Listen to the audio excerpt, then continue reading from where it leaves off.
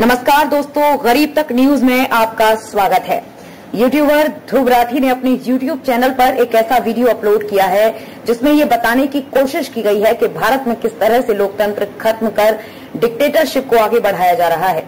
उन्होंने भारत में बढ़ रही तानाशाही की तुलना उत्तर कोरिया से की है।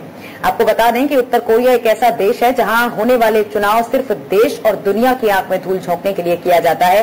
कहने के लिए यहां हर 5 साल पर चुनाव होते हैं, लेकिन जनता को सरकार बदलने या सरकार के खिलाफ मतदान करने का कोई हक नहीं होता है। सुप्रीम पीपुल्स असेंबली के लिए चुनाव होते तो हैं, लेकिन मतदान के दौरान हर मतपत्र पर केवल एक ही उम्मीदवार का नाम होता है और वो नाम है किम जोंग उन का।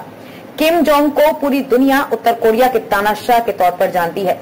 कहा जाता है कि किम जोंग की इजाजत के बिना यहाँ पत्ता तक नहीं हिलता, कोई काम नहीं होता है। वो जो कह दे वही कानून बन जाता है। वो जो कानून बना दे तो उसे तोड़ने या फिर उसके खिलाफ विरोध करने की हिम्मत किसी के पास नहीं होती। उत्तर कोरिया में सुप्रीम पीपुल्स असेंबली के चुनाव को लेकर मतदान कराया जाता है, जिसके नतीजे पहले से ही तय माने जाते हैं। उत्तर कोरिया में चुनाव में हिस्सा लेना नागरिकों का कर्तव्य है और यहाँ ऐसा कोई भी व्यक्ति नहीं है जो उम्मीदवार को नकार दे। यहाँ किंग के खिलाफ वोट देना देशद्रोह माना जाता है। यहाँ भी कुछ लोग मोदी सरकार की गलत नीतियों का विरोध करने पर उसे देशद्रोही कह देते हैं। भारत जैसे लोकतांत्रिक देश में जब किसान दिल्ली बॉर्डर पर किसानों के विरुद्ध बने काले कानून का विरोध कर रहे थे, तब उन्हें खालिस्तानी, पाकिस्तानी और आतंकी कहकर बदनाम करने की कोशिश की गई थी।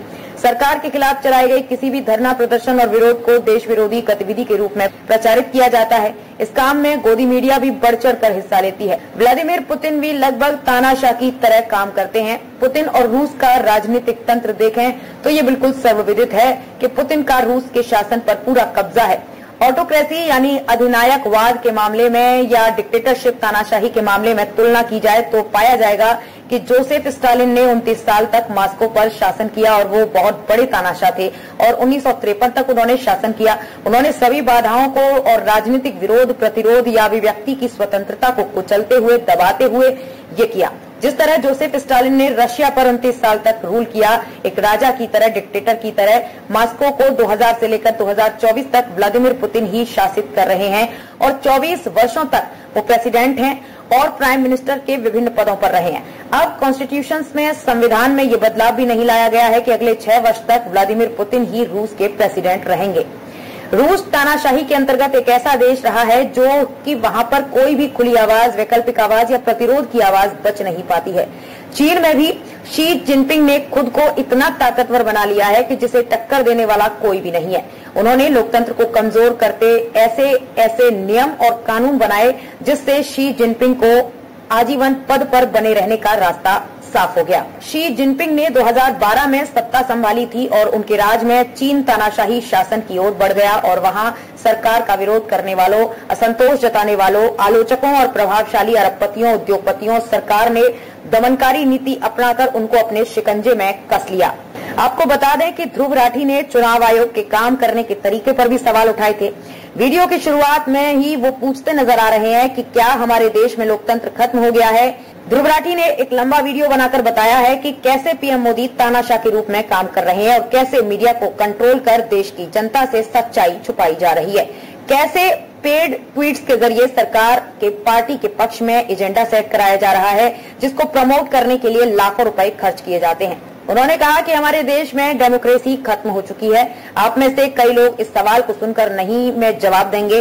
हम जिस राजनीतिक पार्टी को चाहे वोट दे सकते हैं, जिस राजनीतिक पार्टी को सबसे ज्यादा वोट मिलते हैं वो पावर में आता है। ऐसे में दिखने के लिए तो डेमोक्रेसी दिखती है, लेकिन क्या वाकई में डेमोक्रेसी की तरह काम कर रही है? क्या चुनाव आयोग निष्पक्ष चुनाव कराने और कानून को सबके लिए बराबर तरीके से पालन करने पर जोर देता है? चुनाव आयोग में कौन कौन लोग शामिल हैं? आयोग में सरकार के कितने लोग हैं और विपक्ष के कितने लोग हैं? आदि सवालों के माध्यम से उन्होंने कई तरह के उदाहरण देकर ये प्रूव करने की कोशिश की कि भारत में डेमोक्रेसी खत्म हो चुकी है, किस तरह डिक्टेटरशिप लागू किया जा रहा है।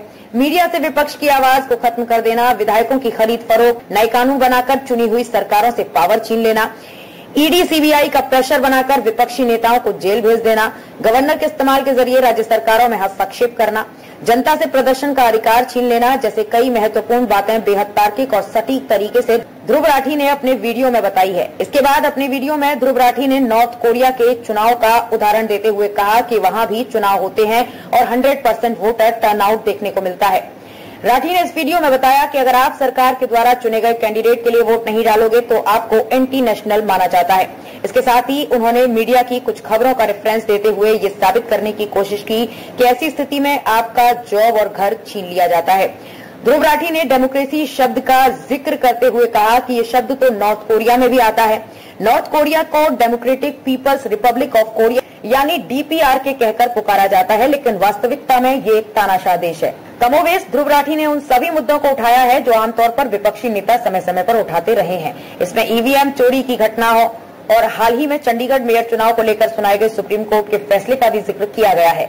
ध्रुव राठी के वीडियो के थंबनेल पर द डिक्टेटर लिखा है और पीएम मोदी की तस्वीर भी है। इस नई वीडियो पर सोशल मीडिया यूजर्स बटे नजर आ रहे हैं। सोशल मीडिया प्लेटफॉर्म एक्स पर इसे लेकर तरह तरह की प्रतिक्रियाएं सामने आ रही थी। जहां कुछ लोग ध्रुव राठी का समर्थन कर रहे हैं, वहीं कुछ सरकार समर्थक लोगों ने इसका विरोध भी किया।